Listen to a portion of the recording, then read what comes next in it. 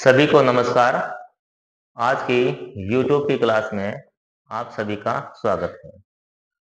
आज हम भूगोल विषय में ज्वालामुखी का अध्ययन करेंगे। ज्वालामुखी क्रिया, ज्वालामुखी ज्वालामुखी का जब विस्फोट होता है तो बड़ा ही भयावह होता है।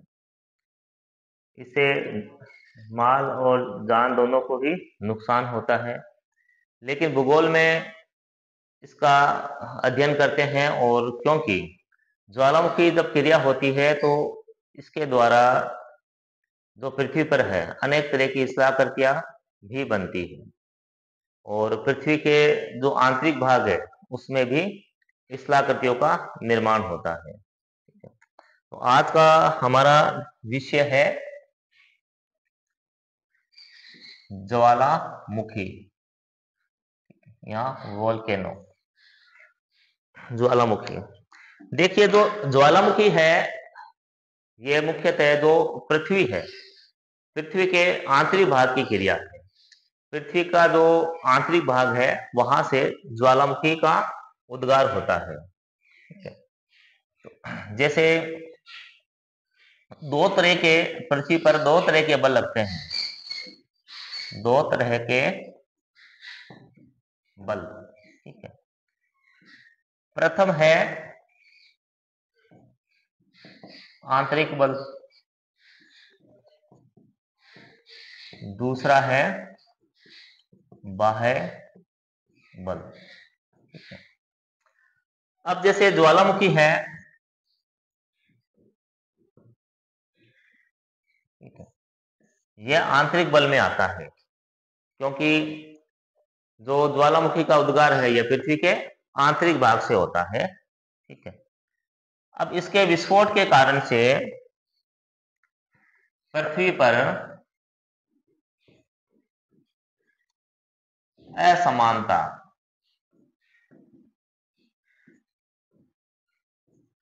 का सृजन होता है।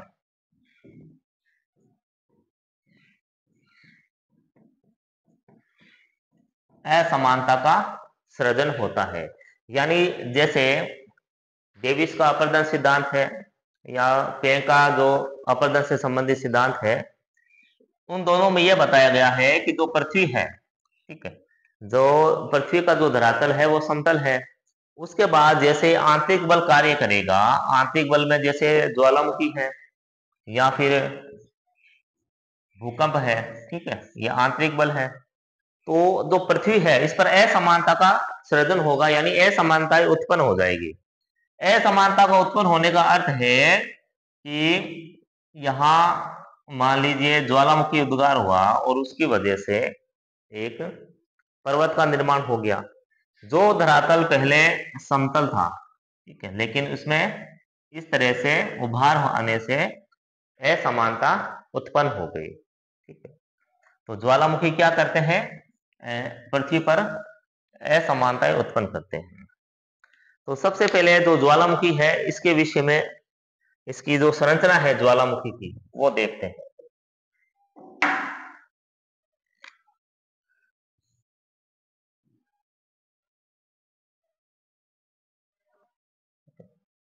ये ज्वालामुखी की संरचना है, ये ज्वालामुखी पाइप हो गया। ठीक है,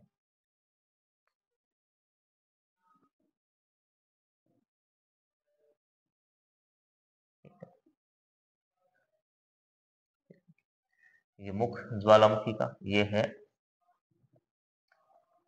मुख। ठीक है, ज्वालामुखी का मुख है,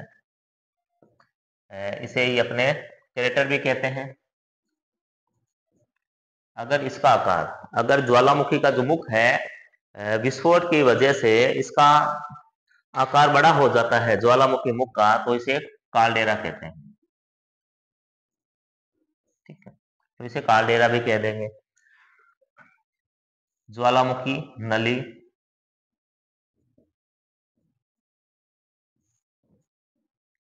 नली या इसे पाइप भी कह सकते हैं। ठीक है, जो पृथ्वी के अंदर से जो आंतरिक जो पदार्थ है वो इसी पाइप के द्वारा धरातल पे आते हैं। ठीक है, उसके बाद ये ज्वालामुखी पर्वत,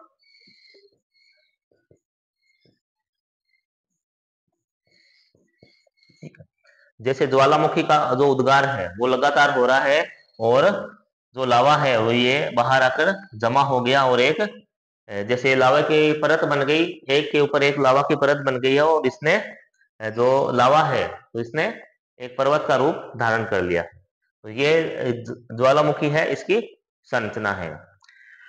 इसके बाद अपने देखते हैं जैसे ज्वालामुखी और मैग्मा। ज्वालामुखी और मैग्मा में क्या अंतर होता है। जैसे ये है, सॉरी, ये लावा और मैग्मा, ठीक है, ये है लावा, ये मैग्मा, ठीक है।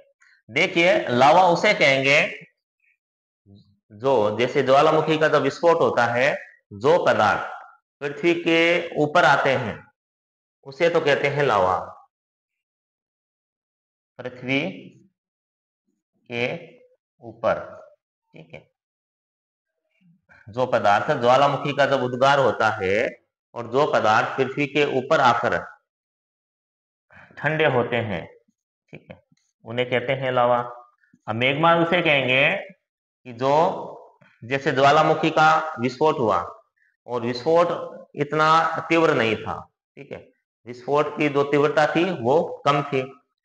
तो जो लावा है या जो मैग्मा है ये पृथ्वी के अंदर ही रह जाता है, पृथ्वी के अंदर, यानी आंतरिक भाग में ही ये जमा हो जाता है, तो उसे कहते हैं मैग्मा। यानी जो मैग्मा है ये पृथ्वी के अंदर जमा होता है, और जो लावा है ये पृथ्वी के ऊपर जमा होता है। इन दोनों में यही एक अंतर है। यानी जब हम भूगोल विषय पढ़ रहे हैं तो हमें ज्ञात होना चाहिए कि लावा किसे कहेंगे और मैग्मा किसे कहेंगे। दोनों को हम एक नहीं कह सकते, ठीक है। इसके पश्चात जैसे आंतरिक भाग, ठीक है, जो ज्वालामुखी है,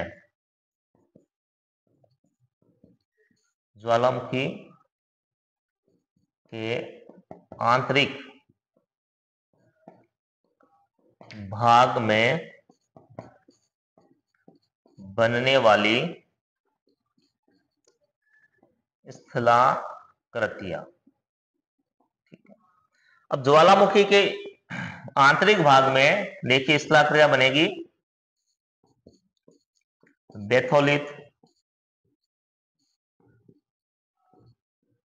लेकोलिथ,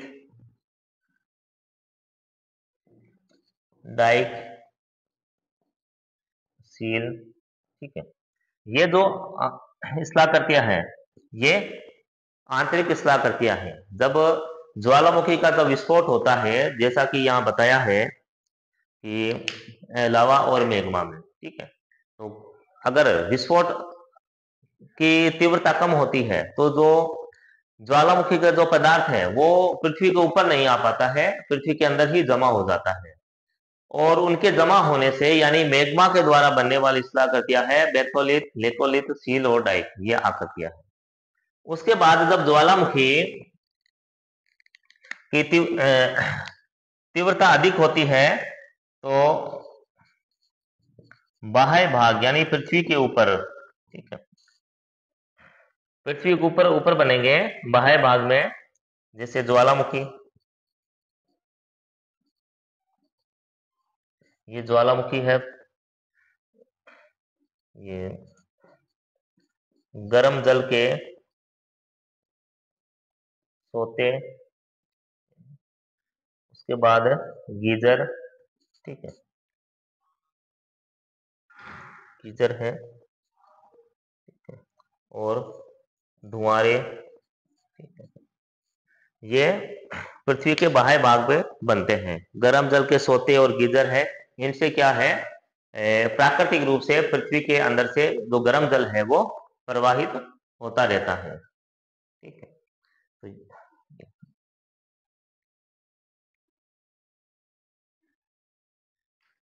फिर नेक्स्ट है ज्वालामुखी से निस्तृत पदार्थ, यानी ज्वालामुखी से निकलने वाले पदार्थ है।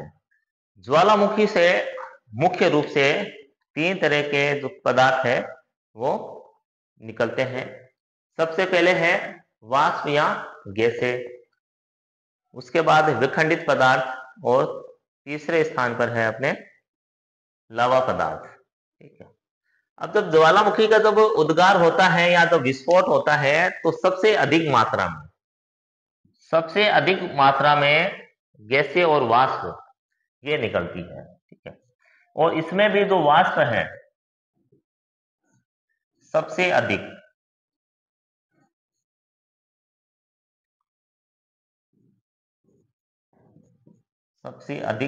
निकलती है। ठीक है।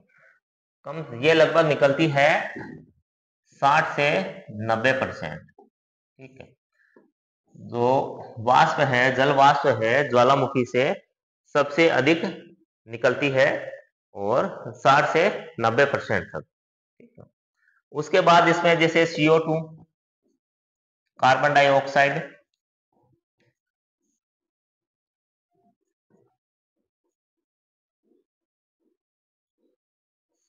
ये गैस है।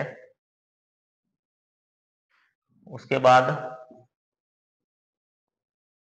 सल्फर, ये कुछ गैसें हैं, ये भी निकलती है ज्वालामुखी उद्गार के समय। फिर नेक्स्ट है विखंडित पदार्थ। विखंडित पदार्थ, देखिए ज्वालामुखी से विखंडित पदार्थ में जैसे चट्टानों के टुकड़े ये इसमें सम्मिलित होते हैं। और जो चट्टान के टुकड़े होते हैं वो आकार के अनुसार अलग अलग इनके नाम है। जैसे जब ज्वालामुखी विस्फोट होता है तो चट्टान है, चट्टान के बड़े टुकड़ों को बम कहते हैं। ठीक है। जैसे ज्वालामुखी का विस्फोट हुआ और जो चट्टान के टुकड़े हैं वो आकाश में ऊंचाई तक चले जाते हैं, उसके पश्चात वो वापस से नीचे आते हैं और ऐसे प्रतीत होता है जैसे एक बम की वर्षा हो रही है। तो चट्टान के बड़े टुकड़ों को बम कहते हैं। उसके अलावा कुछ जो टुकड़े हैं वो मटर के दाने या अखरोट के आकार के होते हैं। ठीक है। कुछ मटर के दाने या अखरोट के आकार जैसा जितना इनका साइज होता है उसे लेपिली कहते हैं।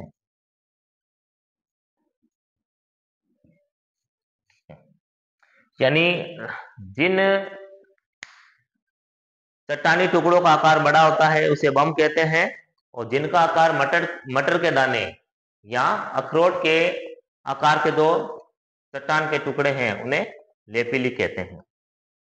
उसके पश्चात है लावा पदार्थ। अब जो लावा पदार्थ है ये दो तरह का है। एक है अम्ल प्रधान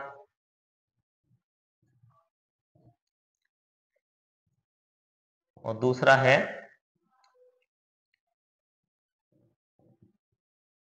पैठिक लावा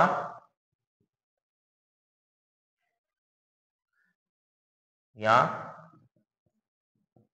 बेसिक लावा। ठीक है। अब जो अम्ल प्रधान लावा है, ठीक है, इसका जो रंग है वो पीला होता है। ठीक है।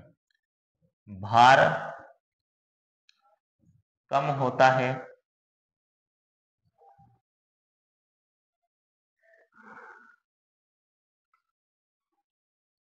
और यह गाढ़ा होता है, गाढ़ा अधिक होता है।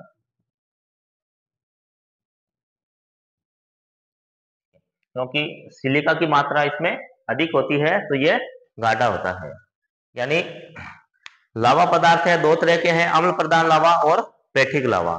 अम्ल प्रधान लावा है इसका रंग पीला होता है, भार में यह हल्का होता है और गाढ़ा अधिक होता है।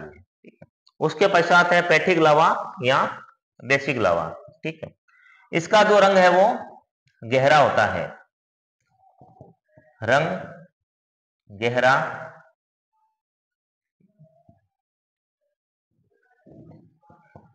भार इसका ज्यादा होता है, अधिक होता है, और ये गाढ़ा नहीं होता है। ठीक है, कुछ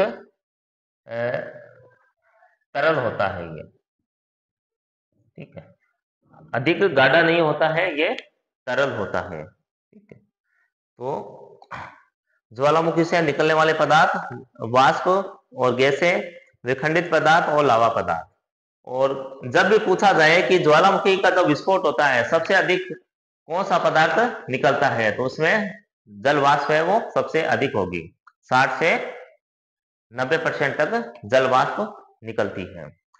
फिर इसके नेक्स्ट है कि ज्वालामुखी का जो विस्फोट है अवधि के अनुसार,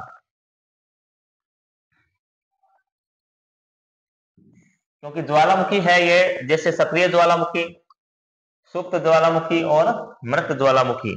ठीक है,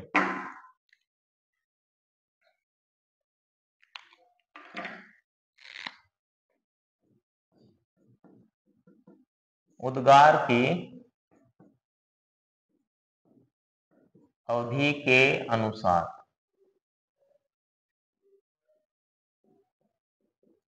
ठीक है, उद्गार की जो अवधि है, जो समय है, उसके अनुसार है। जैसे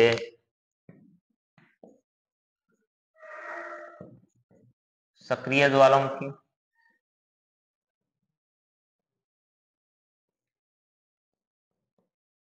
सुप्त ज्वालामुखी, तीसरा है मृत ज्वालामुखी। ठीक है, ये 3 तरह के ज्वालामुखी होते हैं। तो सबसे पहले है सक्रिय ज्वालामुखी। सक्रिय ज्वालामुखी का अर्थ है कि ये जो ज्वालामुखी है ये हमेशा सक्रिय रहता है, इसके अंदर से आग की जो लपटें हैं वो निकलती रहती है। वैसे तो आग की लपटें नहीं निकलती है, क्योंकि इनके अंदर जो पदार्थ होते हैं वो धधकते रहते हैं। तो दूर से ये ऐसे प्रतीत होता है जैसे इसमें से आग की लपटें निकल रही हैं। तो इनका जो विस्फोट है वो कभी भी हो सकता है, क्योंकि ये सक्रिय है, कभी भी ये विस्फोट हो सकता है इनसे, सक्रिय ज्वालामुखी से। उसके बाद है प्रसुप्त ज्वालामुखी। प्रसुप्त का अर्थ हुआ यानी एक बार तो इनमें विस्फोट हो गया है, मगर आगे भी इनमें विस्फोट हो सकता है। एक बार विस्फोट होने के बाद ये शांत हो जाते हैं, लेकिन ये मृत नहीं होते हैं। एक बार विस्फोट होने के बाद 10 साल 50 साल कभी भी इनमें विस्फोट हो सकता है, तो इन्हें प्रसुप्त ज्वालामुखी कहते हैं। फिर अंत में है ये मृत ज्वालामुखी। मृत ज्वालामुखी मतलब कि अब इस ज्वालामुखी से कभी भी विस्फोट नहीं होगा, ये शांत हो चुका है। ठीक है, ये शांत हो चुका है ये ज्वालामुखी, और इसका जो मुख है, जो ज्वालामुखी का जो मुख है, ठीक है, इसमें पानी भर गया है। ठीक है, जब पानी भर जाता है तो फिर इसके अंदर से विस्फोट नहीं होता है। ठीक है, तो ये ज्वालामुखी अवधि के साथ अनुसार इनका उद्गार है। तो आज के लिए इतना ही, धन्यवाद।